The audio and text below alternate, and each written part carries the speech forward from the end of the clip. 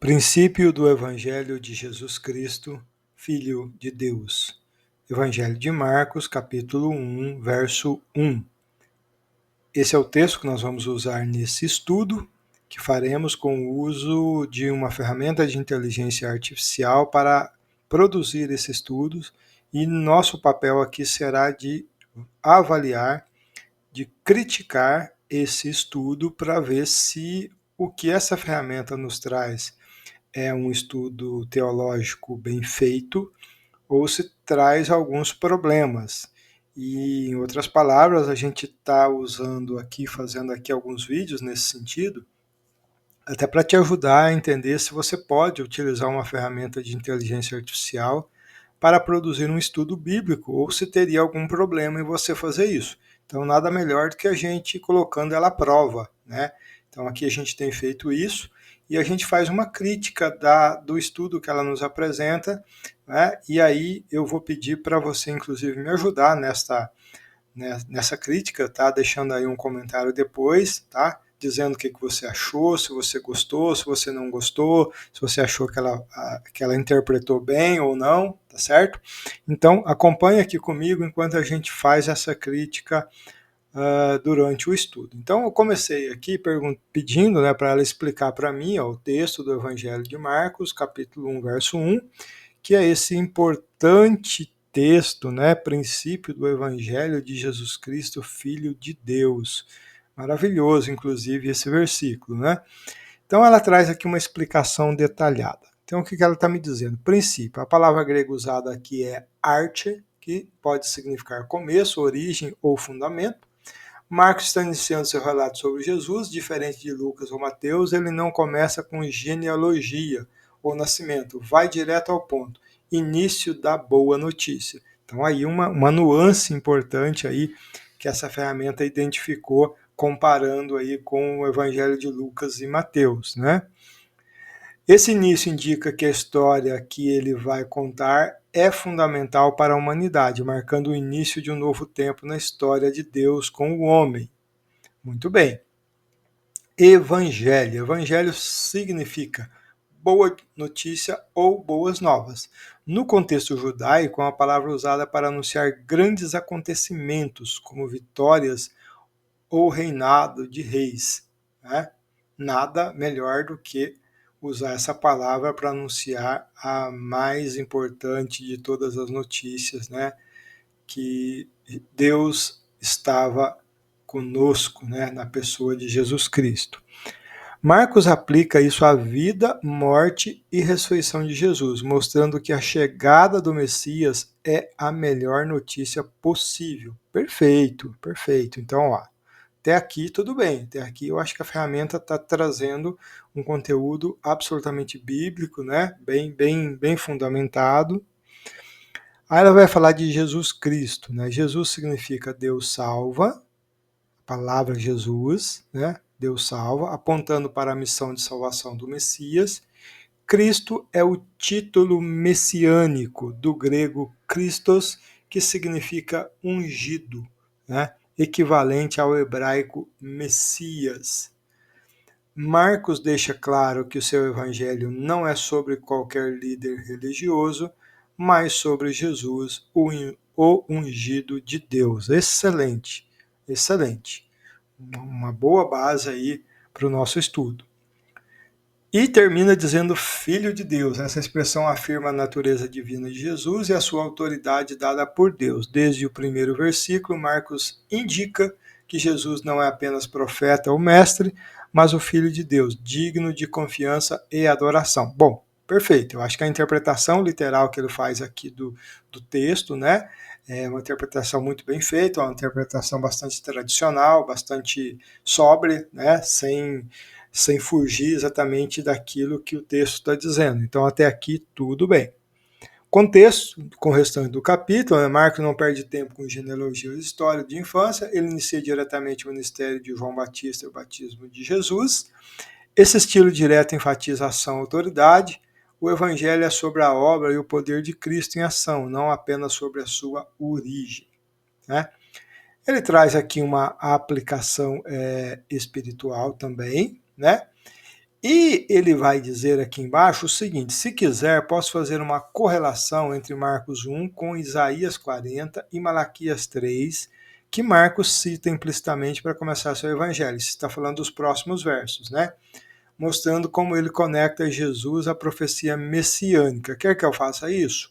Ó, essa é uma característica dessas ferramentas de inteligência artificial.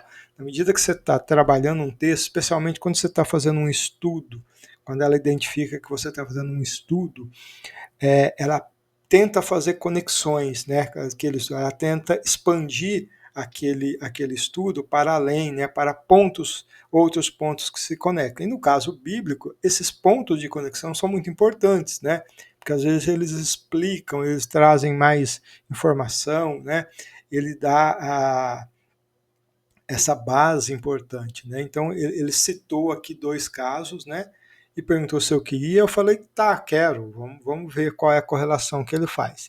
Então, aí ele estende aqui, né, além do verso 1, né, como está escrito no profeta Isaías, eis que envio o meu mensageiro diante da tua face, preparar o teu caminho. Vós, o que clama no deserto, preparai o caminho do Senhor, endireitar suas veredas. Então, a conexão com Isaías 40, diz ele aqui, que Marcos cita Isaías para mostrar que a vinda de Jesus é cumprimento da promessa de Deus feita aos profetas. Ok. O mensageiro que prepara o caminho identificado no Evangelho como João Batista. Ok. O deserto simboliza tanto um lugar físico quanto espiritual, representando arrependimento e preparação do coração para receber o Senhor. Muito bem, acho que está bem coerente aqui a conexão. Agora, a conexão que ele faz com Malaquias, né? Malaquias reforça a ideia do mensageiro enviado por Deus antes da chegada do Senhor.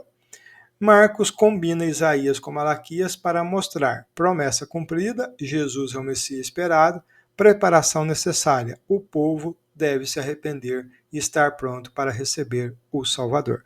Excelente, achei que ficou muito bom essa correlação, conectou bem, né? Isso é muito importante no caso do estudo bíblico, né? Eu achei que ficou muito bom. Ele faz aqui uma conclusão, que é basicamente uma repetição do que ele já falou ali em cima, né? E aí eu vou fazer uma pergunta, eu vou fazer um questionamento aqui com ele, que é o seguinte, ó. O Evangelho de Marcos foi o primeiro a ser escrito?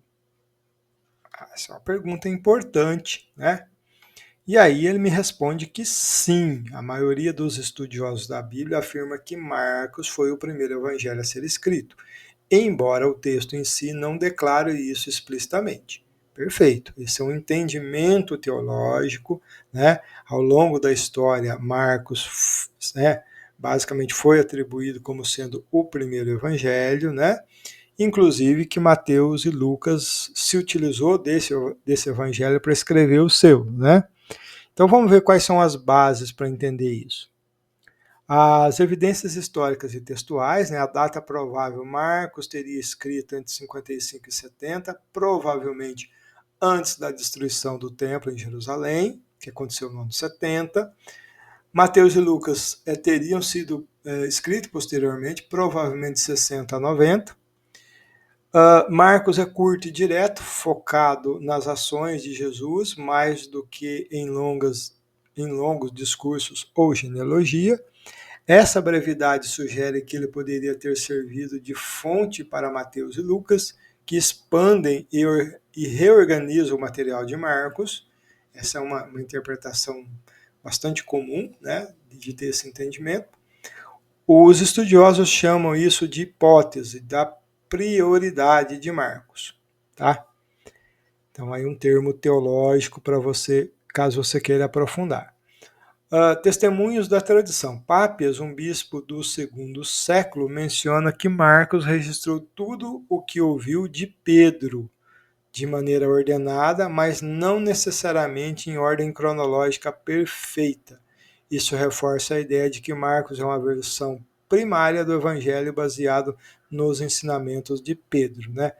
Essa citação de Pápias é bastante conhecida e ela tem grande força, né, pelo fato dele ter sido ali muito próximo dos apóstolos, né? Então, é bastante respeitada essa posição, né, essa informação que Pápias traz a respeito do Evangelho de Marcos. Por que Marcos foi escrito primeiro? Primeiro, por urgência, né? Marcos quer registrar o Evangelho rapidamente, provavelmente para cristãos enfrentando perseguição em Roma, é uma boa hipótese. O Evangelho enfatiza a ação e a autoridade de Jesus, mostrando que ele é o Messias em movimento, não apenas palavras. Pode ser. O público-alvo de Marcos é principalmente os cristãos gentios, especialmente em Roma. Ele explica termos judaicos e traduz costumes, mostrando que o seu público não estava familiarizado com o contexto judaico. Esses detalhes são muito importantes, né? A exegese bíblica, a interpretação bíblica, ela precisa olhar para esses pequenos detalhes, esses pormenores. Por que Marcos está explicando um termo judaico, né? Ora, muito provavelmente que ele está escrevendo não para judeus, né? Por que ele está explicando, traduzindo tal costume, como era feito? Isso seria desnecessário se ele estivesse escrevendo para judeus, né? Então, a partir de nuances como essa que se define um público-alvo, que se pensa numa data de escrita. Os textos antigos, né, eles precisam desse olhar, né, muito crítico para esses detalhes, para você extrair dali essas informações que são tão valiosas para o nosso estudo. E aí ele termina aqui dizendo, né, a relação com Mateus e Lucas. Estudos comparativos mostram que cerca de 90% de Marcos aparece em Mateus e mais de 50% em Lucas, muitas vezes com pequenas alterações. Isso sugere que Mateus e Lucas usaram Marcos como base, adicionando ensinamentos, genealogias e detalhes do nascimento de Jesus. Bom, eu não sei quanto a você, mas eu gostei desse estudo. Eu achei ele faz só aqui mais uma conclusão, né, dizendo que, embora não haja prova absoluta, a evidência histórica e textual indica que Marcos foi o primeiro evangelho a ser escrito.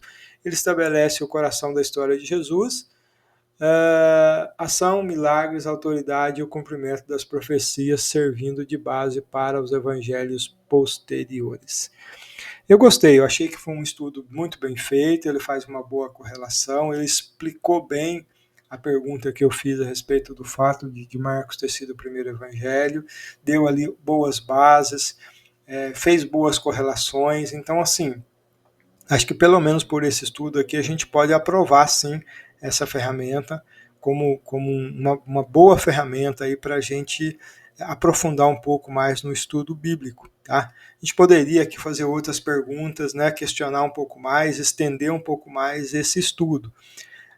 Mas o que eu tenho mostrado isso nesses estudos que a gente tem feito é tentar buscar confiabilidade, né, se a gente pode ou não confiar.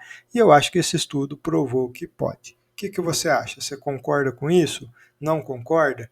Deixa aí um comentário para eu saber qual é a tua opinião e inscreva-se no canal para acompanhar outros vídeos de estudos bíblicos feitos com inteligência artificial.